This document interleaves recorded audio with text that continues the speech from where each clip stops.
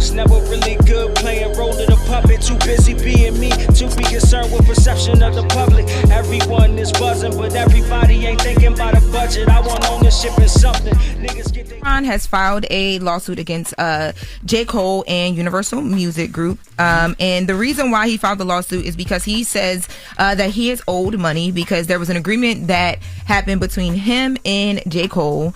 So Cam appeared on, he did a verse for J. Cole's Ready 24. I got the vision y'all don't got. Let's go. Tough tune. Yeah. That's off Might Delete Later, right? Yeah, so Camron did that verse for the song, and in exchange for that, Cam had an agreement with J. Cole, and he claims that the agreement was he would have final approvals before anything was released, and that he would be properly credited for the composition and also the actual song recording.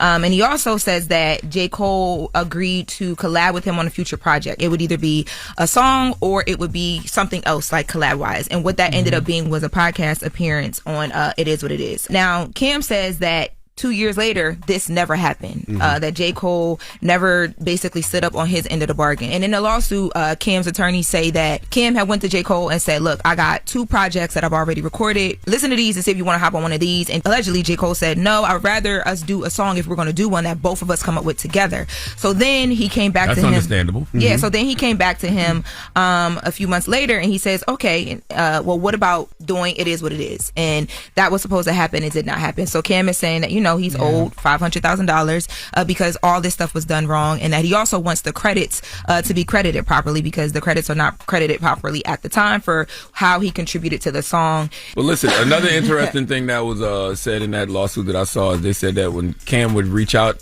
they would tell him he was unavailable. Yeah. That sounds like team talk. That's why it's important for the artist to talk directly to each other. Because I bet you if the artist was talking directly to each other, they wouldn't have got to this lawsuit. Which seems crazy because Cole is so hands-on with everything.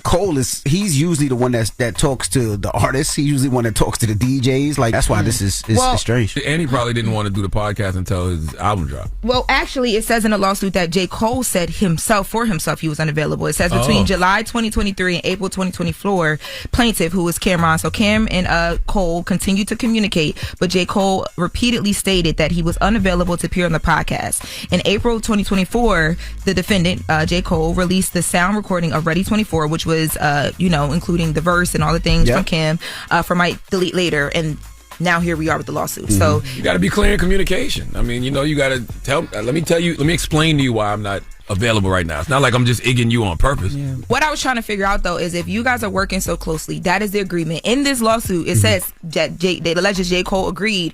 What changed? Why would you string somebody along for 2 years and just be like, I'm unavailable? I don't know if that's stringing. I do think, business is business. So I understand why Cam did the lawsuit, but I don't think that's stringing them along. I just think that there's some miscommunication because J. Cole's not explaining why he's not able to do it right now. He may not want to. He might be in album mode, or he might be going through something personal. Who knows? Yeah, but that don't mean that he's not going to ever do it. Yeah, but I just think that if there's a time set and there's conversation about this and this is the exchange, listen to what you just said. The first thing you said was time set. Was there a time set? And I wonder if this was in writing too, or if it was a handshake. Like, yo, I'm gonna jump on yours. You're gonna jump on mine. Pause. Yep. According to the documents that were filed by Camron's team, they said what he said was they agreed, J. Cole and Camron, that before this song came out, he wanted to make sure that they got their even exchange. If it's, hey, I want to make sure that it's an even exchange before the song comes out. Yeah, that's. And also, there's nothing wrong with him saying either. I want to hear it before it goes as well too. None of that happened for him. But I also thought J. Cole said he wasn't doing any more interviews or podcasts, anything like that after Angie Martinez's last one. Remember he said he was done. He was not doing it anymore. I thought,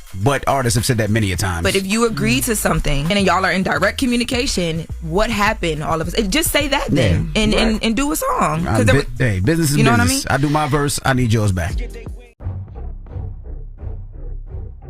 Old school collab turns courtroom drama. Camron says he didn't get the follow-up or the pay. On October 28, 2025, Camron filed suit in Manhattan Federal Court. He says he wrote lyrics for Ready 24 in 2022 and recorded a verse. Cole allegedly agreed to collaborate later or appear on Camron's It Is What It Is podcast. Camron says Cole never followed through. Messages from mid-2023 through April 2024 went unanswered. He wants the court to declare him a co-author of the song. He wants the court to force an accounting of the royalties. He wants the court to pay his proportionate share. He estimates the track earned north of $500,000. He was only credited as a composer, not a performer. His vocals, though, appear on the record. Media outlets confirm the filing. The track appears on J. Cole's 2024 mixtape Might Delete Later. Camron is listed in the song credits. As of now, J. Cole's camp hasn't issued a public response. Bottom line, breach of deal and money dispute. It could hinge on contract details and who owns what rights. Want me to pull the actual complaint and timeline so we can read the receipts?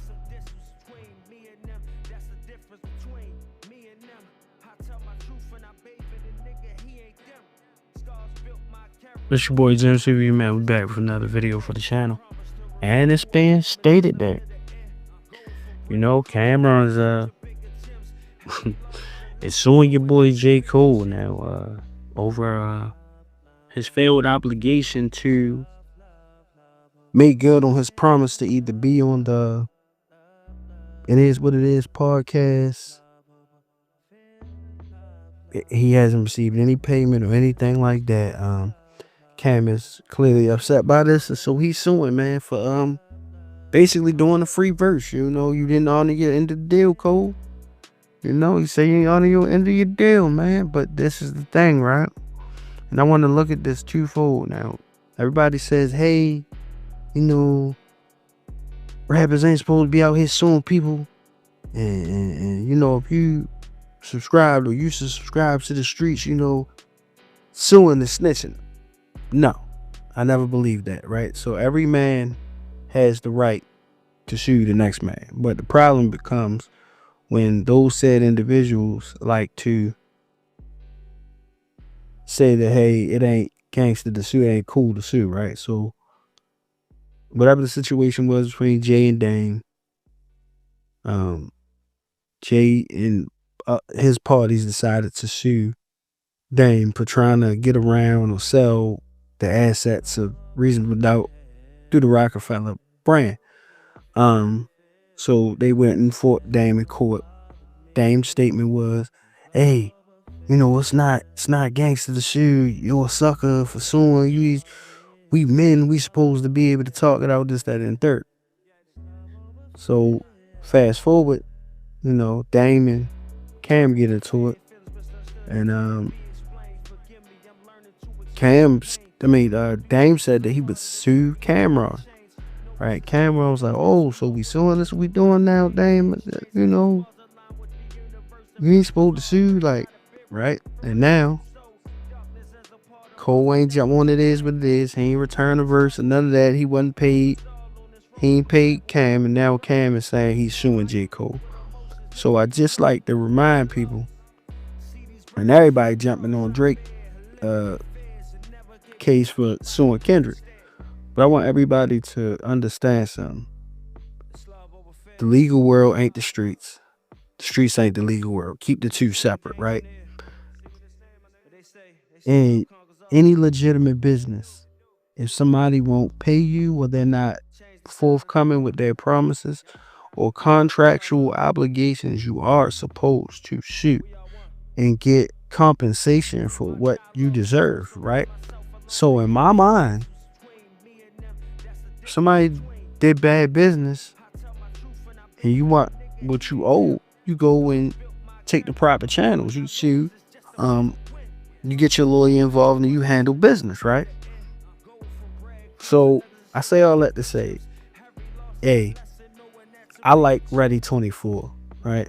Thought it was a dope track. I do realize that Might Delete Later was not an official album. It was sort of a mixtape, a bunch of quote-unquote throwaways. But I just find it crazy that Cole ain't facilitate that, you know, that It Is What It Is situation.